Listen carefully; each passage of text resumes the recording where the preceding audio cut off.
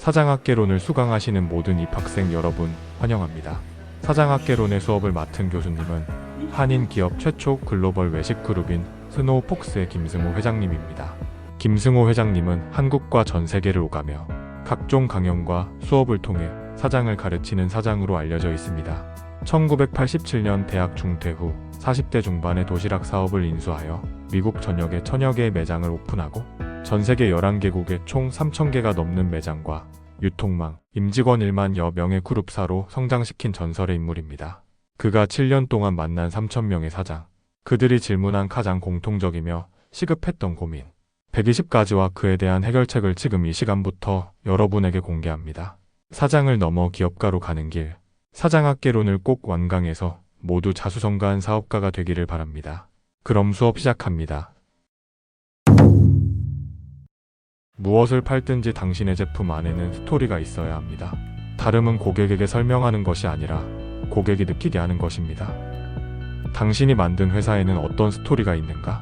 그 이야기가 독특하고 단순하며 좋은 감정을 느끼게 해야 한다. 독특한 성공 스토리, 창의적인 독창성, 믿을만한 가치가 담겨있는 이야기가 당신 회사를 부연 설명하게 해줘야 한다. 1982년 텍사스 남부 해안가의 작은 마을 라이크 잭슨은 인구가 3만 명이 채 되지 않는 작은 도시다. 그 도시에서 탄생한 파커스라는 편의점 매장은 현재 고속도로 길가에 있는 32개의 매장에서 무려 3억 달러의 연간 매출을 올리고 있다. 이들의 표어는 고속도로 빌보드 간판에 가장 잘 나타나 있다. 요스론 어웨이츠, 페별러스 레스트룸즈. 왕의 좌석이 기다리고 있습니다. 멋진 화장실. 표어에 걸맞게 그들이 지은 KT 매장에 가면 남자 화장실에 소변기 30개, 변기 12개, 그리고 여자 화장실에 변기 28개가 펼쳐져 있다. 가히 왕의 좌석답다. 세상에서 가장 큰 화장실일 것이다. 미국 고속도로 여행 중에 가장 불편한 것이 화장실이다. 주유소에 들러 화장실을 사용하려면 지저분하고 눈치까지 봐야 한다. 하지만 바커스는 최고급 현대식 화장실에서 한 사람이 몇 칸씩 자리를 차지하고 볼일을 마음껏 볼 수 있는 곳이다. 오줌 싸고 똥 싸는 일이 이렇게 환영받는 곳은 어디에도 없다. 인간에게 섹스 다음으로 흥미로운 것이 오줌과 똥에 관한 것이다. 바커스 매장은 오줌과 똥에 관한 가장 성공한 스토리텔링으로 미국 고속도로 곳곳을 화장실로 장악해 나가고 있다. 이제 당신의 스토리를 회사에 담아라. 그것은 결국 회사 브랜드와 연결되며 회사의 안전망 역할을 하게 될 것이다. 스토리라고 해서 거창하게 생각할 필요는 없습니다. 오히려 너무 과하거나 포장된 스토리는 고객에게 불쾌감만 줄 수도 있으니까요. 그리고 스토리보다 더 중요한 것은 본인만의 스토리로 고객과의 공감을 만들어내는 것이라고 저는 생각합니다. 저는 최근에 지인들과 함께 냉면집을 방문한 적이 있어요. 매장은 굉장히 크고 깔끔했으며 모든 것이 무인화가 되어 있었습니다. 테이블에 놓인 키오스크로 주문과 결제를 하고 서빙 로봇이 음식을 나르고 있었으며 반찬과 기타 식기는 모두 셀프바를 이용하게 되어 있었어요. 그렇게 음식을 시키고 잠시 기다리니 서빙 로봇이 주문한 음식을 가져다 줬습니다. 저희가 시킨 음식은 냉면 3그릇과 육전 한 접시였어요. 냉면은 로봇이 가져다 줬지만 육전은 깨끗한 유니폼을 입은 직원분이 직접 서빙해 줬습니다. 직원분은 육전을 테이블에 내려놓고 손수 가위로 손질해 주시며 어떠하면 냉면과 육전을 좀 더 조화롭게 먹을 수 있는지 간단히 설명해 주시곤 자리를 떠나셨어요.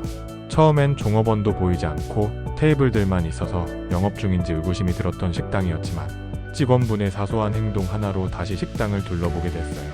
그리고 그제서야 식당 가운데 크게 걸려있는 안내문이 제 눈에 들어왔습니다.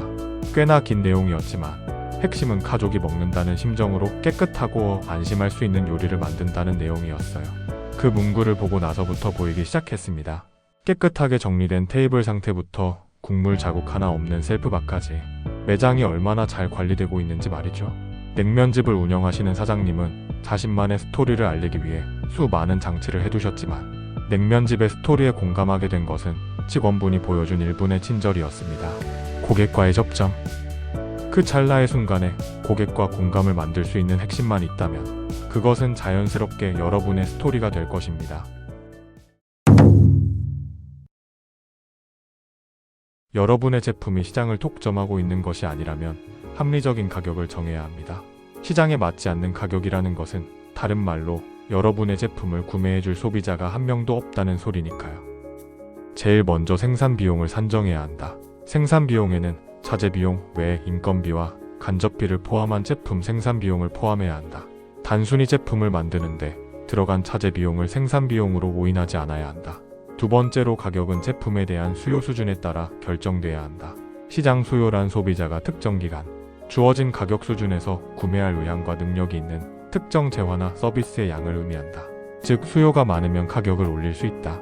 세 번째는 내 상품의 가격은 시장에 나와 있는 유사한 제품과 경쟁적이어야 한다.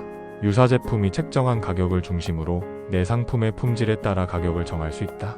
당연히 내 상품의 품질이 떨어지면 경쟁자 제품 가격 이상을 받지 못할 것이다. 네 번째는 상품의 가격은 각각의 고급, 중급 또는 저가형 시장에 따라 시장 소비자가 이해할 적합한 가격이어야 한다. 시장의 대상자들은 그들이 원하는 상품의 가격대를 갖고 있다. 적정 대상이 맞는 가격대를 찾아야 한다. 마지막으로 다섯 번째는 도매 및 소매 마진과 제품 유통 비용을 고려해야 한다. 직접 판매까지 하는 경우는 유통업체의 형태에 따른 각기 다른 마진을 보장해 줘야 하기에 직접 판매 상품 가격도 그에 준해 변동돼야 한다. 결론적으로 모든 상품 가격은 비즈니스의 합리적인 이익 마진을 제공할 수 있어야 한다. 그러나 이런저런 복잡한 관계를 모두 고려하지 못하는 경우라면 소비자가 가장 좋아하는 가격이 나의 상품 가격일 가능성이 높다. 따라서 싸게 팔지 않으면서 가장 많이 팔 수 있는 가격대를 찾는 것이 가격 정책의 기본이다. 사업을 할 때 가장 어려운 것이 제품의 가격을 정하는 일입니다. 특히 브랜드 파워가 약한 신생기업이나 자영업자들의 경우는 더욱 어렵습니다. 가격 결정권이 없기 때문이죠. 김승호 회장이 말한 내용 중 제가 핵심적으로 보는 내용은 바로 이것입니다. 소비자가 가장 좋아하는 가격이 나의 상품 가격일 가능성이 높다. 따라서 싸게 팔지 않으면서 가장 많이 팔 수 있는 가격대를 찾는 것이 가격 정책의 기본이다. 소비자가 구매할 의향이 있는 가격이 여러분이 팔고자 하는 제품의 가격입니다. 세상에서 시장을 이길 수 있는 기업은 없습니다. 아무리 기업 철학이 뛰어나고 제품에 대한 자부심이 높다고 해도 소비자가 제품을 구매해주지 않으면 기업은 망합니다. 그 기업이 세계 1위 애플이라 할지라도 말이에요. 여러분이 팔고 싶어하는 가격만 강조하지 말고 여러분의 제품을 소비자가 얼마에 사려고 하는지를 보세요. 소비자가 원하는 가격이 팔고 싶은 가격보다 낮다면 품질을 줄이고 제품의 양을 늘려야 합니다. 소비자가 원하는 가격이 팔고 싶은 가격보다 높다면 품질을 높이고 제품의 양을 줄여야 합니다. 여러분의 제품이 시장에서 어떤 평가를 받는지에 주목해야 합니다. 원가나 마진을 생각했을 때 소비자 가격보다 높게 받아야만 한다면 안타깝네요. 여러분의 제품은 시장성이 없는 것입니다. 그렇다고 실망할 필요는 없어요. 시장은 개척하는 것이고 그 시장은 여러분의 아이디어에 숨어 있으니까요.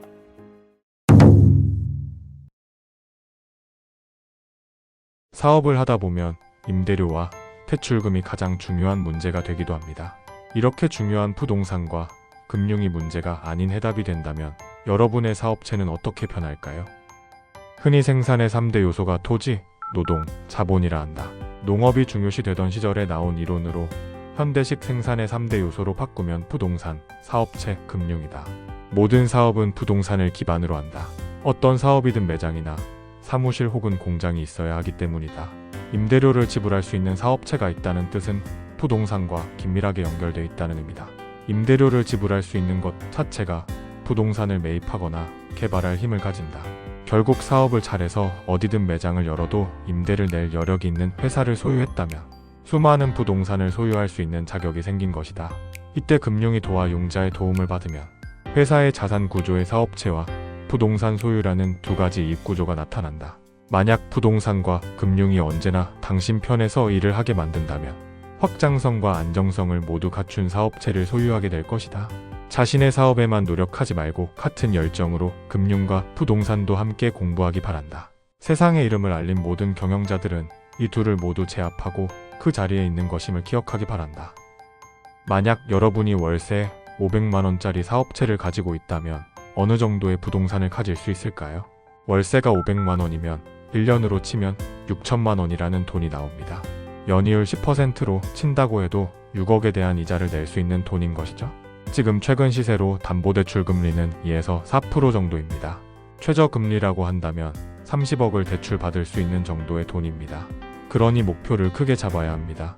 단순히 월세 내는 것에 만족하지 말고 사업체를 운영해 월세를 받는 상황까지 만들어낸다면 여러분의 사업체는 더욱 견고하게 자리를 잡아갈 수 있습니다. 포인트는 어디든 매장을 열어도 임대료를 부담 없이 낼 수 있는 안정적인 재물을 만들어야 합니다. 이것이 기반이 되지 않으면 부채로 인해 한순간에 무너질 수 있습니다. 안정적인 재물을 만들어내려면 일정 금액을 사용하여 현금 흐름을 만들어야 해요.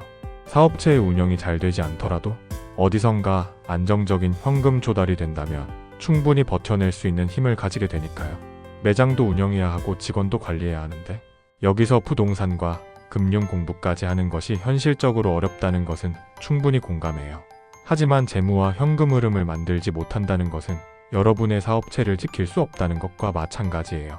회사에게 돈은 피와 같은 겁니다. 피가 필요 없다고 흘려버리면 사람은 죽습니다. 회사도 마찬가지로 돈이 없으면 죽습니다. 사장님이 귀찮고 어려울수록 사장님 손에 달린 가족과 수많은 직원의 인생이 빛난다는 것을 잊지 마세요. 이만 오늘의 수업을 마치겠습니다.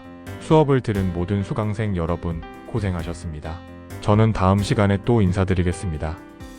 감사합니다. 지금까지 펜트하우스에서 바라본 풍경이었습니다.